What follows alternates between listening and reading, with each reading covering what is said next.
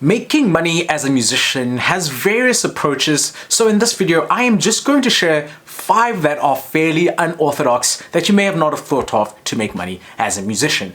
But before we get going, head over to my new website musicbizbyskill.com, and that is where I will share more of the music business information, and I've also got some other products that you may find useful, so head over to musicbizbyskill.com. Now the very first one, become a chorus maker. Now what is a chorus maker? So you find an instrumental and you just focus on making hit choruses. So think of people like Chris Brown or T-Pain back in the day, where your job was to make a chorus. Now it's easy to say this, but here's an idea on how to go about doing this.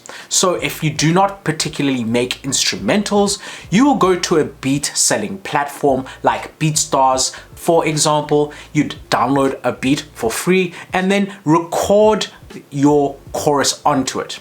Once you've recorded a good chorus, make sure you mix it really well. You send it back to the original beat maker and you say, hey, for example, hey Skill, I heard this beat and I thought of a chorus. I think this beat would be better if you added this chorus. And then the producer can decide if they will add you in terms of if they like what they hear, they could also carry on leasing out that track and then you get a percentage of that leased beat.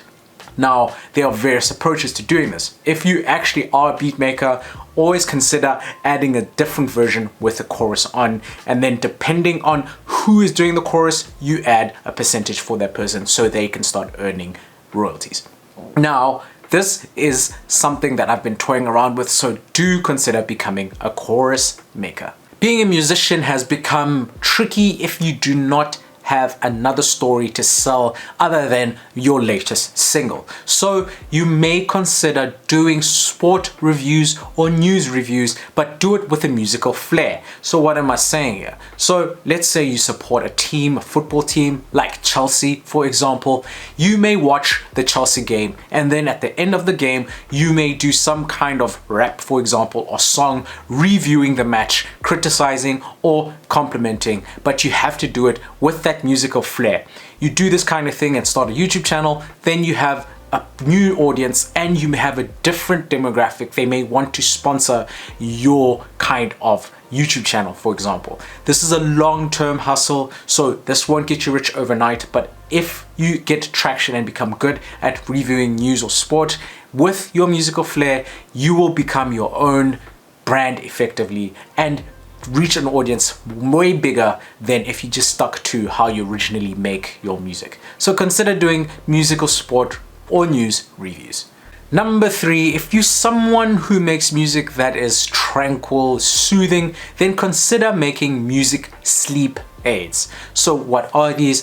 Sleep aids are anything that helps you sleep effectively. So you don't want to be giving boom or amapiano necessarily. You want tranquil, soothing bed, things that you listen to before you go to bed or while you sleep. So music sleep aids have a market which is kind of tricky, so you actually want to listen or have some kind of information or research done to realize or know what music works for people who are struggling to sleep.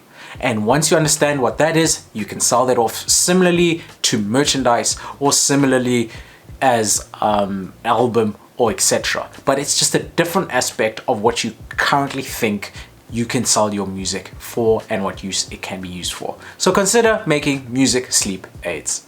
The next one is something called sonification.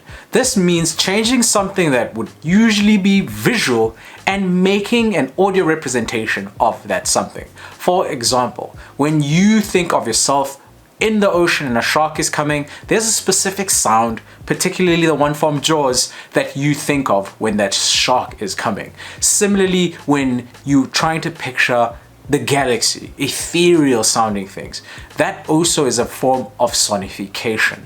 Now, you can do this by taking someone's brand and then giving a sound based on how they describe this brand.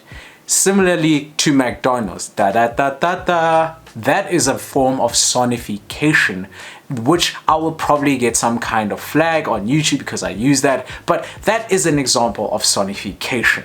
Now, you can go directly to businesses and try do sonification for their brands, or you can do it on something similar to Pond 5 or other non-exclusive music libraries and sell those sonifications on those platforms. So do consider going into sonification.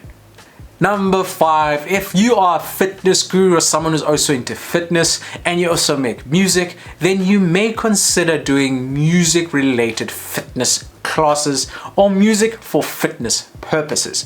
Now, how this typically works, you choose a genre, typically a high energy genre, and you train people using that genre. The nice part of doing this kind of approach is technically, if you are performing the music and the background, then you can also get some royalties since you're performing your own songs. But there is a nuance in there. Make sure that you're performing at a licensed venue. But music related fitness courses are some of the ways musicians are getting their music onto playlists, because eventually people be like, I like that one song I exercise to, I would like to add it into my own personal fitness playlist. So music related fitness classes are an alternative way of using your music and getting paid for the music and getting another objective where you are also getting the health side of things, but you're also spreading the word with your music. Lastly, don't forget to head over to my new website, musicbizbyskill.com, and when you head over there, there are several products. I will be continuously adding different products to that website, so do make sure you get your latest news on musicbizbyskill.com. Until next time.